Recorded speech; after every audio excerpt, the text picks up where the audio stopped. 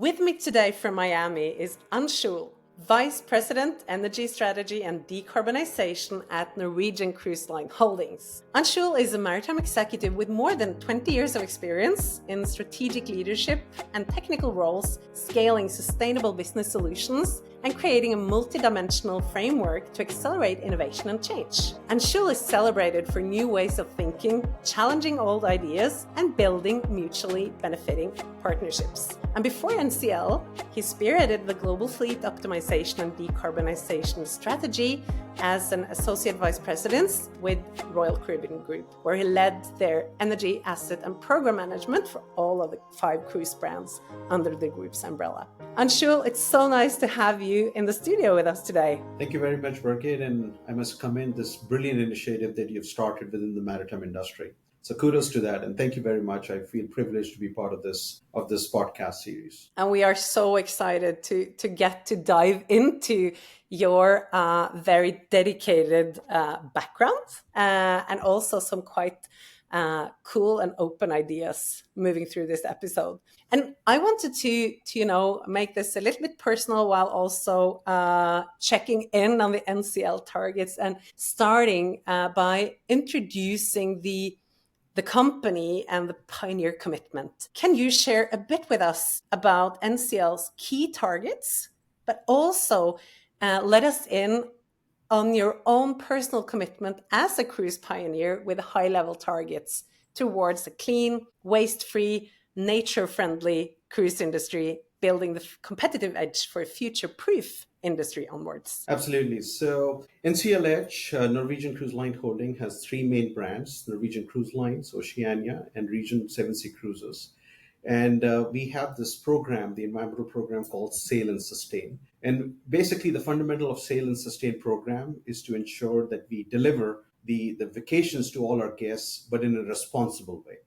Obviously, as you can imagine, the Sail and Sustain program encompasses a lot of aspects of sustainability, but from a decarbonization perspective, which we all are kind of, constantly and relentlessly moving towards, is to have a net zero, as many other companies around the world, by 2050. And we have intermediate milestones, which are very well synchronized with the IMO targets, aiming for a 10% reduction in intensity by 2026, then aiming for 25% intensity reduction by 2030, and then eventually going to net zero by 2050. So that's from the NCLH side and the program that we have, the Sail and Sustain program. From my side, I think I've now been in this industry for now more than 20 years, as you pleasantly introduced me.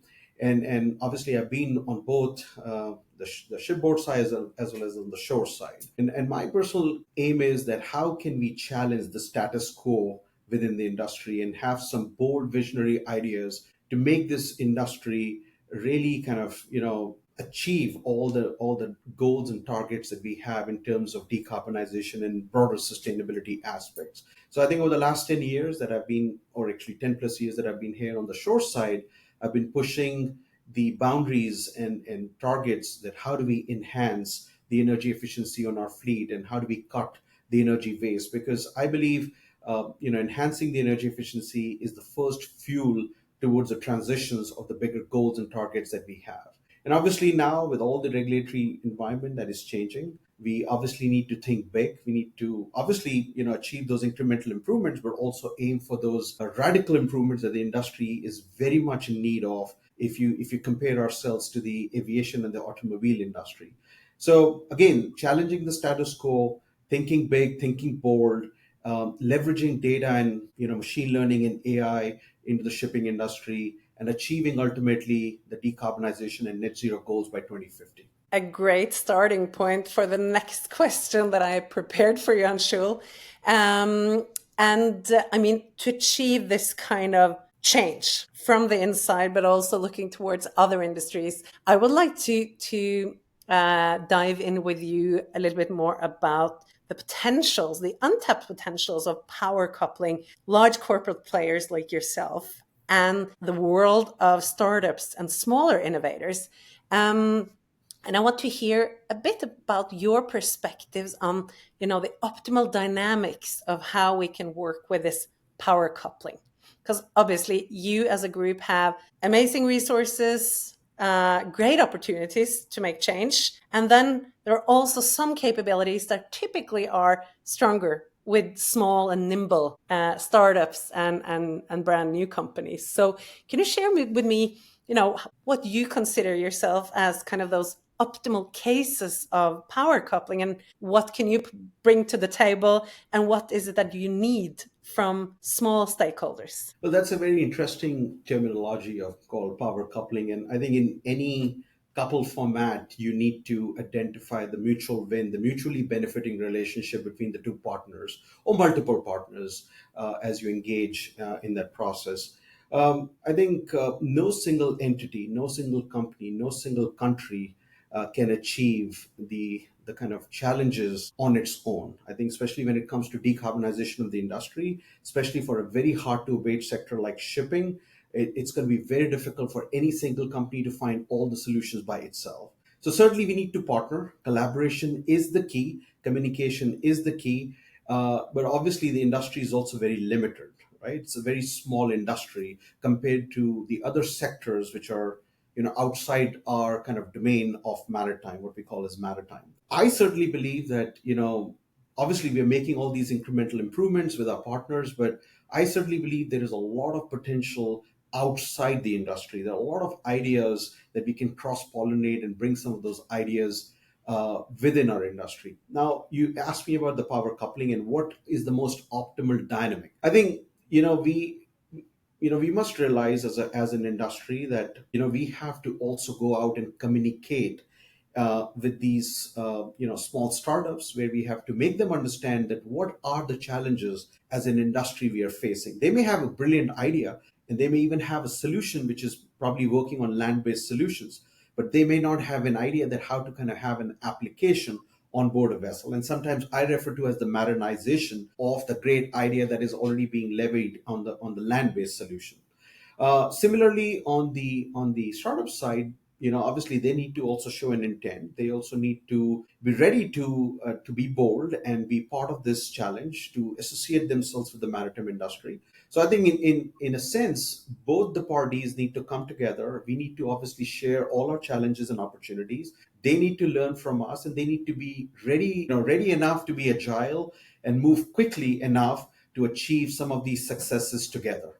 And how easy is it for a startup to get in touch with you guys? 'Cause I mean, you're among the four largest groups in this field. Yeah, that's a good question, and oftentimes it's not that easy because obviously there are many players that you have to deal with at the same point in time. But I think there are a lot of incubators. Like, I believe you have an incubator that you're running on your side. There are a lot of incubators that are coming up, and they have obviously their connections into the big maritime companies. So I would suggest, like any startup who's out there, obviously try to reach out directly, indirectly. There are many platforms, many forums now which are available, and eventually I think that somehow that ice has to be broken in order to connect all the parties. But you're right, I think, Birgit, in a broader sense, it's sometimes easier said than done.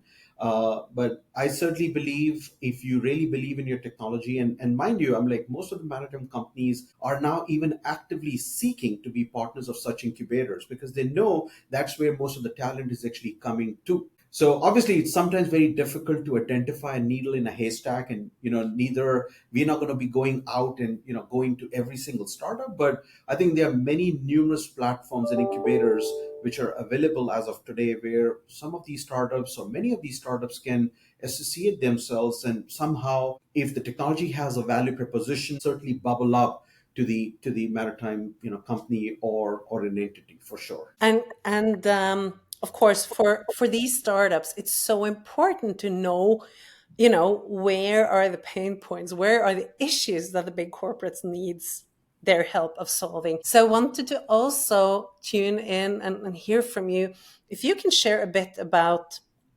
NCL's work so far, where you are now on your path towards reaching these high level ambitions. Where is it that you are, on track or ahead of the group's target? Or are there any specific areas where you have experienced some challenging bottlenecks or barriers that you really would see as great opportunities for startups to come in with new alternative solutions? Yeah, so I mean, like, obviously, as I mentioned early on, that sustainability is a very broad topic for a cruise vessel in particular, because you're dealing with all the way from air, kind of, how do you handle your air emissions, how do you handle your waste emissions, your wastewater emissions, your gray water emissions, your wet and dry waste, etc., etc. So it's a very broad category. Now, obviously, what I'm focusing on is on the decarbonization side, right? And as I mentioned early on, that energy efficiency is our first fuel towards our transition, because all these big goals that we have to achieve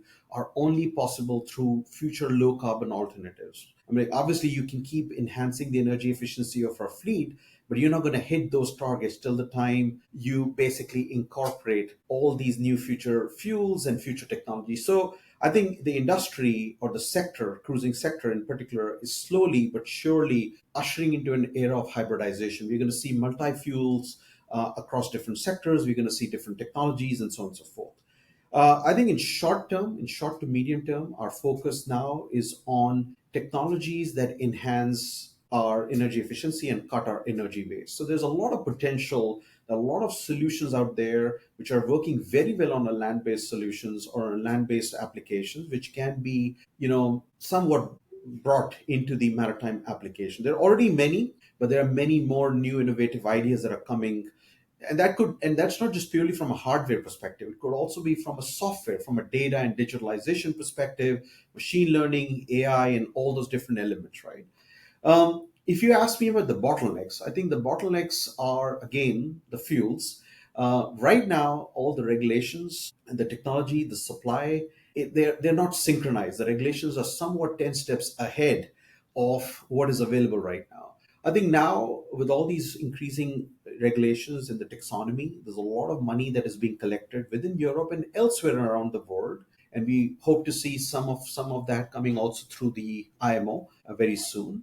Uh, the key challenge here now is that how do we effectively use that all that money, all that revenue that we're going to be collecting through the allocation of those, or auctioning of those, those revenues, that how do these startups and organizations effectively leverage all that money into building that infrastructure for the future, especially in terms of fuel. So the last mile connectivity and building those fuels and getting it on board the vessels. I think that's where our biggest bottleneck is right now.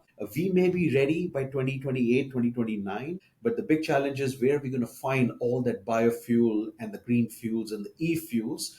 And you can very well imagine we are not the only ones competing for those fuels. There are many other sectors like aviation, the data centers, and so on and so forth, who are going to be also competing for those green electrons and green molecules. So we are looking for some innovative supply chain ideas and innovative solutions for producing these fuel at scale, and the availability at which we need across the globe, and also the price parity. I'm like, as you can imagine, these fuels right now, they're trading at somewhere between 2 to 3 times, 2 to actually 8 times the premium of the conventional fossil fuels. So I think that's where the bigger bottleneck is. How do you create the scale, the availability, and the pricing parity between the conventional fuels? And how can these startups, or how can different companies come together and come up with these innovative ideas and solutions by which we can somehow remove these bottlenecks, and have the industry embrace all these future solutions to effectively decarbonize over the longer run? Couldn't agree more. So that's one hotspot for the innovators. It's basically the energy supply chain. Then I wonder, what about your existing vessels? Because of course we can't new build our way through this. We also have to do a lot of exciting and challenging stuff on retrofits, implementing new solutions as part of this new toolbox, really. Yeah. So, which areas is it that you are looking into where there could be great opportunities for entrepreneurs? Where do you look at energy and circular solutions, etc., on board your existing vessels? Yeah, I think, as you can imagine, we are still building ships, and again, the average life of these vessels is somewhere between 30 to 35 years, which is roughly 10 to 15 years higher than a conventional, regular, bulk carrier or container ships, etc. So any ship that we are building today will be very much in the water by 2050, as you can imagine, unless the regulations kind of snatch away the license to operate in some point in time. But I don't expect that to be happening, because obviously there will be some solutions which will be available for us to retrofit, or et cetera, et cetera. So I think in the short run, as I mentioned, that energy efficiency or operations optimization is one of our biggest focus areas. And when we talk about operations optimization, we're looking at, for example, route optimization, ensuring that how are we planning our itineraries in the most effective way? How are we kind of, ensuring that we're having the most optimal port stay? Are we, departing on time? Are we arriving on time? And so on and so forth. Looking at vessel operations optimization. Again, cruise vessels are technologically very advanced vessels. There are so many systems, so many solutions on board, from galleys to laundries to HVAC to energy that is consumed on the electrical side. Again, there's a lot of sensors, there's a lot of data that is collected on board, billions of raw data tags that we collect. And now, obviously, with the available bandwidth, how we can leverage that data, apply the analytics, and derive business intelligence out of it, so that we can, effectively help our shipboard personnel to pinpoint where exactly they need to act upon. We also obviously look at the hull coating strategy, that what kind of technology do we put on our ships, because it's not just only about the paint that goes on underwater, it's actually a technology. And obviously you mentioned about circularity. We are obviously working with our paint partners, that how can we minimize the impact of any particulates that we put in these paints, to obviously ensure that we are having minimum coefficient of friction, but also making sure that we're not leaving any bad footprint into our oceans, right? Because ultimately that enters into our food chain, and all the kind of repercussions post that. So we're working on circularity, that every time a ship goes into a dry dock, when we kind of blast all that paint, can we reuse that inorganic compound into, and make it a more of a circular economy when it comes to the paint.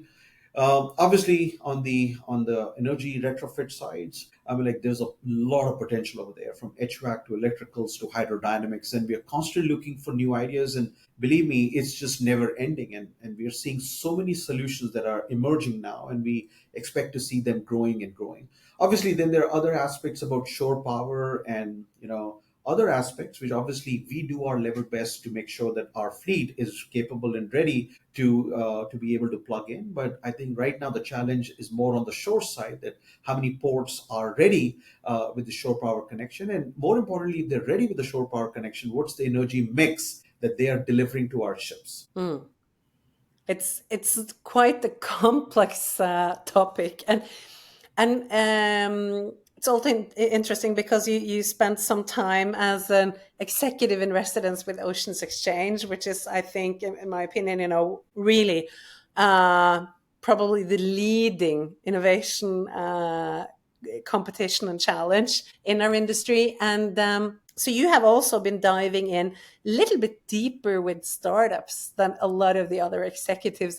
Are there any specific directions, niches, type of solutions, if you look at onboard carbon capture and storage, wind, solar, etc.? Are there any kind of favorite nerding areas that you discovered that you're following, especially that you think is really well fit for the large cruise vessels? Yeah, I think my time at Ocean Exchange has been incredible, because I think the kind of knowledge and the brilliance that I've come across has just been mind blowing. There's so much of talent out there. It's unfortunate, as you rightly said in the very beginning of this conversation, like, how do we power couple the industries which are actively seeking for these solutions, and all that great talent that exists outside the industry or within the industry, to bring some of these ideas, to nurture some of these ideas, and to kind of grow them at scale. So I think whatever time I've spent in Ocean Exchange and I've dealt with all these companies, there are so much of innovation, there's so much of talent that it's just incredible. I mean, like, the insights that they bring, and obviously, we as large corporations being part of such incubators also is helpful, because we obviously then take our challenges, our opportunities to the table, and that's where the two parties meet, and we share those ideas that.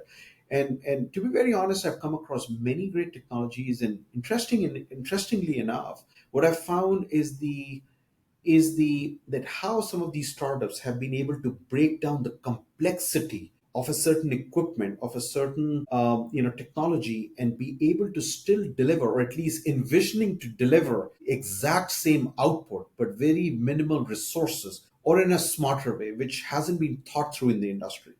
Again, there are many examples, from carbon capture to production of future fuels to battery energy storage systems to fuel cells to there are many new smart ideas of leveraging AI and machine learning. So again, the talent pool is massive. The ideas are immense. And it's now obviously responsibilities of both parties to come together and march together to find and keep moving this dial forward of finding some exciting solutions to the big challenge that we have. Hmm. And based on this experience that you've had with actually being, getting that period of time where you're able to allocate more time basically to really get to know the innovators ecosystem. One of the major challenges for a lot of the innovators coming from the outside or not holding the corporate background, right? It is kind of getting those doors open and getting access to senior executives, advisors from the stakeholders that represent their own future customers. Do you have some good advice both through to other cruise executives out there? How can they contribute? How should they contribute towards bringing that industrial experience into the startup world? And also for the startups, how could they approach industrial stakeholders to, whether they don't get the sales in straight away, how could they approach others like you to kind of to vet their theses and to vet their theories, and make sure that they develop solutions that the industry can actually work with and use? Yeah. So certainly, I think it's a two-way traffic. Obviously, the executives or corporations have to play their part, and obviously, the innovators have to play their part of innovating and discovering those or inventing those brilliant ideas. So obviously, with my experience, what I can share, I think communication is the key. You can obviously roll up your sleeves and sit in the garage and invent the most brilliant idea, but till the time you're not going to take it outside that garage and socialize about that idea is just going to sit in your garage and just keep piling dust, right? So I think once, and sometimes, the idea could be just a moonshot. It could be an over the horizon idea, but sometimes you don't know how to proceed with that idea, how to materialize that idea. Now you may have a brilliant idea, but you need some guidance early on to be channelizing all your energy. And obviously all these startups have limited kind of resources when it comes to energy, in terms of capital, in terms of manpower, etc. So they need to be very particular that, okay, if we have a great idea, how do we channelize this in the right direction so that we are effectively leveraging all the resources that we have? So again, it could be a over the horizon idea, and there are many multiple resources out there, which you can use to bounce off these ideas through these incubators. Obviously, the incubators can obviously they're working sometimes closely with some of these big entities, and you don't need to go and literally bounce off this idea with 10 different companies. I think if one or two representatives are there and helpful enough to give you some feedback back, then at least you're heading in the right direction. Contrary, on the executive side, on the company sides, I mean, like again, as I said, everybody is actively seeking for these innovative solutions, right? As I said early on, we can't just solve all these big problems by ourselves, right? And we are looking for these solutions. I think as an industry executive, you need to be out there. You can't just sit there and expect that all these companies, they're going to just magically appear on your table and they're going to kind of give you the solutions. You have to get out. You also have to go and explain your challenges and opportunities. How are these ships operating? Most of the times what I've learned in my kind of interactions over the years is that we think that the world understands us, the world understands cruising, or the world understands maritime. And unfortunately, when you meet with some of these innovators, they may have brilliant solutions, but they don't understand shipping. Even though 9 out of 10 goods in your home come from the ships, but many of these innovators don't understand that what are the challenges, why the shipping industry is such a hard to abate sector. So that's why the onus is also upon the shipping industry, one, to communicate effectively what are the challenges and how can they be converted into opportunities, then obviously to invest I'm like to co-invest to an investment doesn't mean only from a capital point of view. Investment means from a time perspective. Like, hey, are we ready to invest some of our time, some of our data? Because data is also key for some of these innovators to learn and bring the idea to a fruition. Because they may have brilliant technology, but till the time you feed in the data for it to then bring an output for you, it's also not kind of very useful. I think investment in terms of time and capital, and then obviously nurturing them, because once you have identified a moonshot, or even if it's not a moonshot, if it's something which can be applied in a year or two, then you need to nurture the technology, you need to marinize the technology, you need to make sure that it's effectively being integrated into, and you can obviously run test pilots. We have multiple ships which can be used. Obviously you can't make them as guinea pigs, but certainly if a technology has a good enough value proposition, they can be brought on board and they can be validated. And again, we have equal skin in the game from both the company as well as from the innovator, and you can move that forward, which then lays down the pathway for future innovation to happen, or the replication of the technology onto the rest of the fleet. Absolutely. And that kind of picking up on that point you had there, bringing them on board. I mean, you have been an executive in residence. And I often like to compare ships with like being, the optimal floating canvas for innovation. And what would you think about like a concept of thinking of this as entrepreneur in residence, so that you could actually get the entrepreneurs and the innovators out there with stakeholders in the cruise sector to actually familiarize them more Yeah. with how our real life world functions out on Yep. the seven seas. Absolutely. I think you just hit the nail in the head by using the terminology when you say, like, the floating canvas. And there's, I think that's very well put. Like, we literally have a floating canvas, and there's an opportunity in every aspect of cruising. I mean, like, to enhance, to innovate, to make the cruising, make the vacationing more responsible going with the future. So I think the industry's existence very much depends on innovation and sustainability, because we can't just keep operating like this. We certainly will have to change the course, alter the course, be bold, be radical, and again, certainly we will be more than willing and helpful to have entrepreneurs on board who can sail with us, and we'll be more than happy to open the doors. And I think most of the companies should be happy to open the doors, because have those entrepreneurs come on board, sail with you, spend some time with you. I think because once they are on board, they will understand the problem or the challenge in actual reality, and then it's easy to connect those dots once you get back onto the drawing board, onto the canvas, that how do we now connect those dots in innovate, which can be mutually benefiting in many aspects of sustainability. So I like that idea, the entrepreneurs in Great. residence. So I think I will definitely push this forward to Sea Trade. Imagine if, like, for Sea Trade 2026, that we could actually bring back to the expo a portfolio of companies and entrepreneurs that have been through such an initiative. And then I wondered, because we talked about the decarb side of it. Which is your core area, but you also mentioned in our initial conversation solutions handling your waste streams and the issues and impact of your operations when it comes to local communities and more the social sustainability aspect. Are there any areas there specifically where you would direct our attention when it comes to where there is really great opportunities for partnering up with innovators? Yeah, absolutely. And I think that's the whole fundamentals of sail and sustain, that you have to keep sailing, but you have to sail in a very sustainable and responsible way. And again, and operations of this size and this complexity involves many different waste streams. Obviously, one area that you mentioned that I'm very closely working on is obviously decarbonization, which is the air emission side. So obviously, you're looking at greenhouse gases, you're looking at local emissions, and as well as the local pollutions, local pollutants. But how do we manage the wet and the dry waste on board? And there are many ideas out there that, are there any ways that we can effectively manage this? One is obviously the recycling and the circularity part of it. That how do you effectively store them on board and then you land them ashore, and after you land them ashore, are they reaching the right points of recycling and recirculation and being put back into the put back into the economy?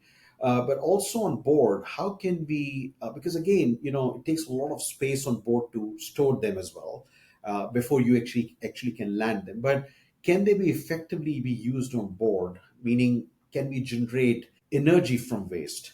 And how can we effectively convert some of the waste into energy, into fuels, into etc. So I think there's a lot of effort. There's a lot of good things that have happened where a lot of that waste energy or those waste streams have been converted. Obviously, none of the wastewater is actually ever emitted into the oceans without getting properly treated in an effective way. But again, there are many more opportunities of converting these waste streams into some meaningful ways of converting them either through energy or putting them, in a recircular way back into the economy or back into the ship's operations or ship's use. Great. Plus, Thank also, I think one thing I would just quickly add is the on the social side of the things as well, because we obviously visit some of these small islands across the world. I'm like, ocean is our bread and butter, and and we have to obviously make sure that we are conserving our oceans from sound perspective.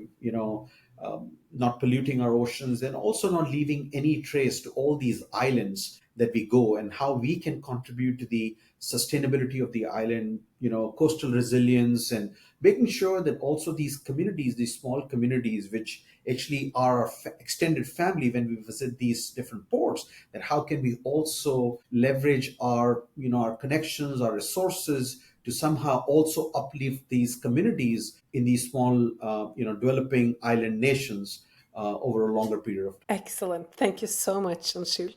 And then I just have one last question that we ask for all our cruise pioneers and cruise innovators, and that is linked to tomorrow's talents today.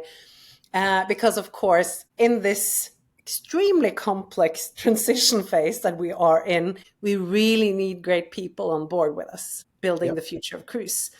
And I would like to hear your 5 cents, your personal hacks or advice to talents and current and future industry colleagues. If you have some specific skill sets or mindset that you consider key for those talents who are eager to join the cruise pioneer movement. Absolutely. I think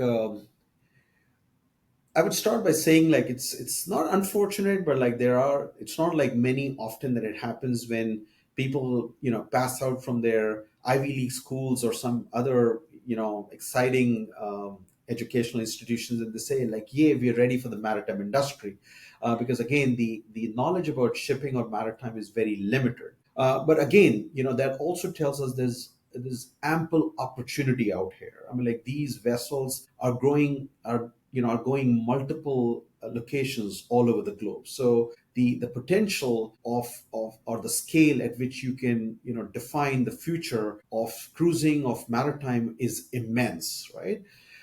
So I think important is the communication, and having that ability to challenge the status quo. I think there's a lot of opportunities on board. I know the shipping has had that kind of very conservative approach. So I think for the future pioneers, I think what's important is that you should be willing, you should be daring enough to have those bold ideas and be willing to challenge the status quo. And the opportunities are limitless, and the scale at which you can have an impact both on cruising, both on shipping, and also the overall economy in general, it's immense. So it's a great time. It's a great time to be in this industry, and the industry is evolving, and the industry is ready to evolve. The industry is kind of kicking itself and saying like, hey, we can't just keep operating like this. So we need some innovators. We need some great minds to come join this movement, to take the cruising or shipping in general towards the pathway of decarbonization. It's a very hard to abate sector. Everybody understands that, but that can also tell you that what are the opportunities. It's limitless. So I think it's a great time, and I encourage everybody who's listening out there